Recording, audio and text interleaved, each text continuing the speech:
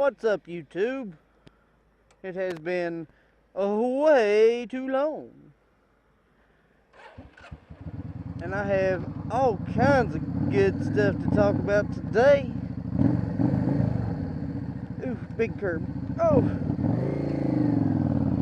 Trying to get out before I took my MSF course, because it's a whole lot easier than dealing with the DMV trying to go take your driving test and all that crap. So now I am fully legal and licensed to ride a motorcycle.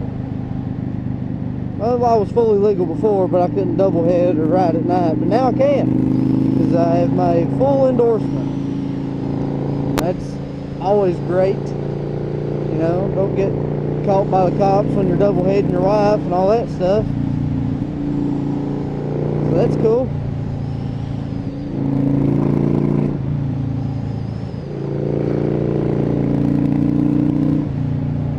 The day before my MSF class, my dad gave me this leather jacket, which is awesome.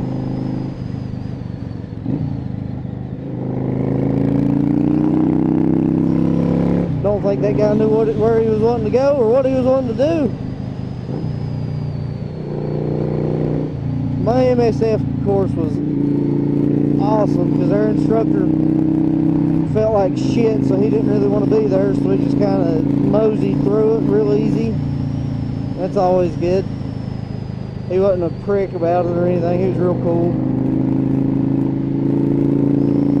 Had a guy go down in the middle of the course.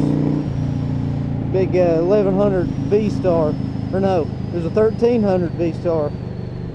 Nice bike. Done the speed stops and boom, front tire locked up. He slid on the front tire. With the front tire locked up, he slid for 12 feet before he laid it over. The instructor said that was impressive, that he kept it up that long. Didn't hurt the bike a bit.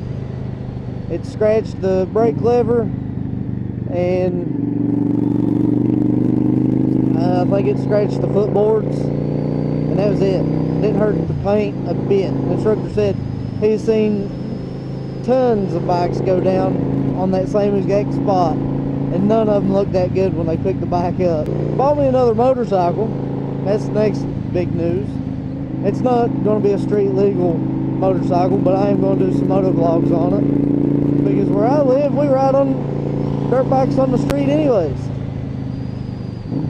It is an 85 Suzuki SP250 enduro bike. Has a headlight and tail light and all that good stuff. I just ordered a coil and a battery for it today. Hopefully that's all it's going to need. Clean the carburetors out some. But the coil burn up on it. I said, well, I've got 300 bucks in it.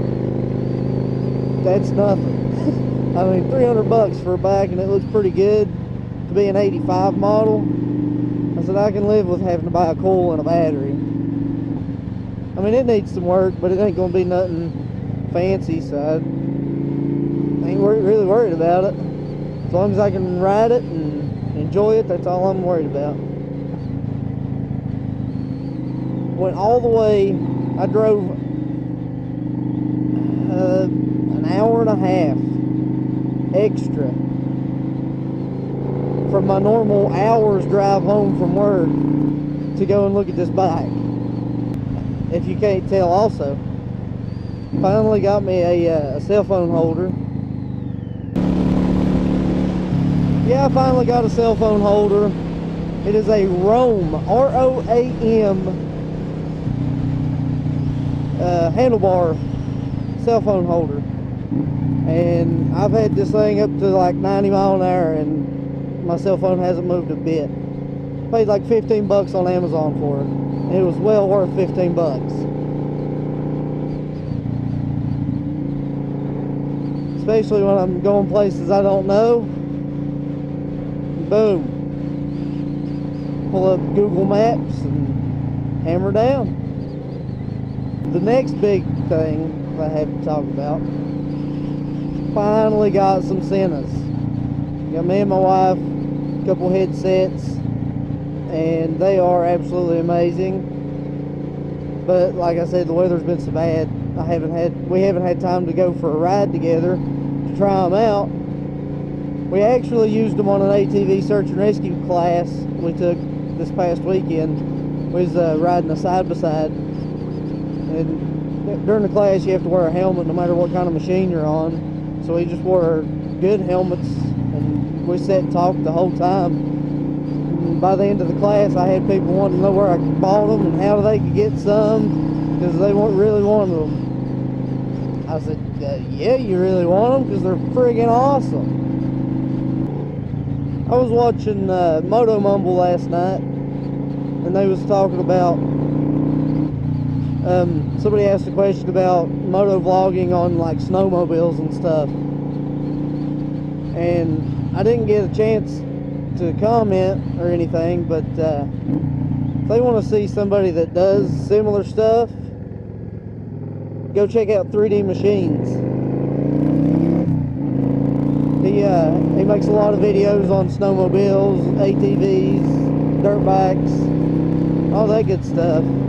He does his a little different. He don't have a mic in his most of the time. He has he goes back and narrates over the video when he's done, and that's pretty cool. Just letting you know what's going on in the video, so you're not completely friggin' lost. But he was one of the main inspirations for me to get into motovlogging, and I've got another helmet set up for my four-wheeler that's got a mic in it and all that stuff. Just, as you can tell by a couple of my videos, if you watch my videos regularly, that I make videos on my four-wheeler too. Mostly doing stunts on it. This little cruiser don't really pop wheelies good. Whee! Man, I just love getting out and riding on my bike. Taking these little back roads like this and just cruising. Ain't nothing like it. People that don't ride will never understand. The people that don't ride just won't understand the feeling you get when you're out on a bike on a 2-lane twisty road. I mean, it's just, there's no other feeling. It's just like freedom. It's truly amazing. Especially when you live in West Virginia. We have some very, very nice scenery.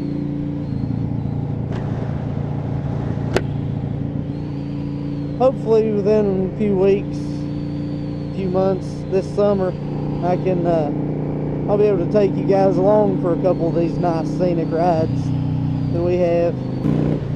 See, there's nothing like just weaving, man. Taking these curves.